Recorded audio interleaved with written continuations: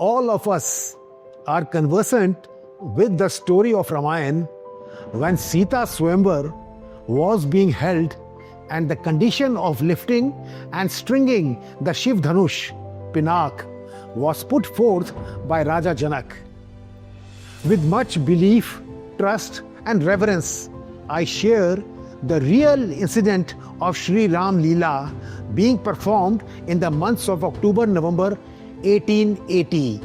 In the months of October-November 1880, a Ram Leela group from Banaras had come to village Tulsi to perform 10 days Ram Leela. There were 22 to 24 artists who were made to stay in somebody's house in the village. They cooked their meals together, rehearsed during the day and performed in the evening. These were the days when the lighting was done with the help of Petromax. Pandit Kripa Ram Dubey ji was the director of the Ram Leela group.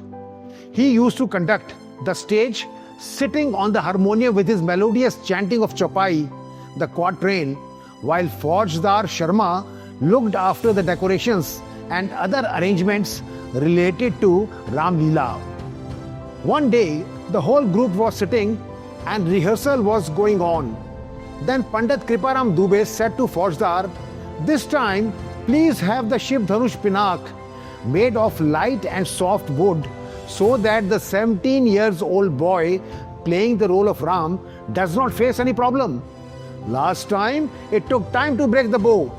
Faujdar got angry on the matter being raised before the troupe of artists, and he took it as an insult because he was the one who looked after the decorations and other arrangements of the Leela. He was the one who had made the last Dhanush too. The matter was unnecessarily stretched by Faujdar and an altercation took place between the two.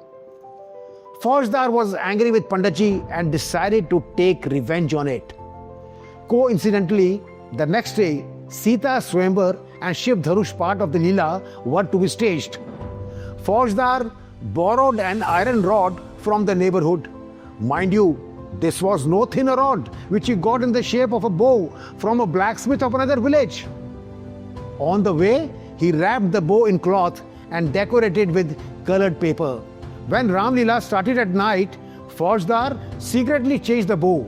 He replaced the regular bow with the iron bow that he had got specially made and placed it for performance on the stage. He hid himself behind the curtain to watch the spectacle, rather embarrassment to the Ram Leela group. Ram Leela started when Panditji recited the couplets of Ramcharit Manas on the harmonium, overwhelmed with emotions at the feet of Ram. Hundreds of people were sitting silent to witness the breaking of bow. Ram Leela was progressing slowly as it traditionally did. The various kings made efforts to lift the Pinak, the Shiv Dhanush, that would not even move. They acted very fine. After all the kings had tried, Ramji took permission from his guru and proceeded to string the bow. When he went close to it and touched, he could not lift it. The artist as Ram realized the truth. When the 17 years old artist looked at Pandit Kriparam with a pitiful gaze, Panditji understood that there was something fishy. He thought that before hundreds of people, he would lose his respect today. And it is not the artist's honor, but Bhagwan Ram's honor and grace that was at stake. Panditji signaled the artist with his eyes to stop with a reverential gesture and circumambulate the Dhanush. And surrendering himself at the feet of Maryada Purushottam Ram, he closed his eyes, placed fingers on the harmonium and started praising Bhagwan Ram, chanting his glory. Samarpan ki bhavna dekhiye. Look at the faith and total surrender to Ram by Panditji. Those who saw his Leela with their own eyes later told that after the gesture, as soon as Panditji closed his eyes and placed his hands on the harmonium, divine notes started coming out of it. At that very moment, Divya Sangeet baj utha. No one had seen Panditji playing like that. The entire audience got still. The traditional sound of the drums turned into a terrible drum beat nagade baj uthe. The dim light of the Pedromax started increasing and the entire pandal was intermittently lit up with amazing celestial lights. Akashiya prakash se sab roshan ho gaya. The audience could not understand what was happening. And why is this happening? Pandit ji had surrendered himself at the feet of Bhagwan Ram, and as soon as he recited the verse, Let chadhavat khechat gaade, kahu na lakha, dekh sab uthade, tehi chan Ram madhya dhanu tora, bhare bhuvan dhuni ghor kathora. As soon as Pandit ji recited the quatrain, as soon as Pandit ji recited the chaupai, there was a huge lightning in the sky, and the artist broke the iron bow kept on the stage into two parts. People tell how all this happened. And when it happened, no one saw anything.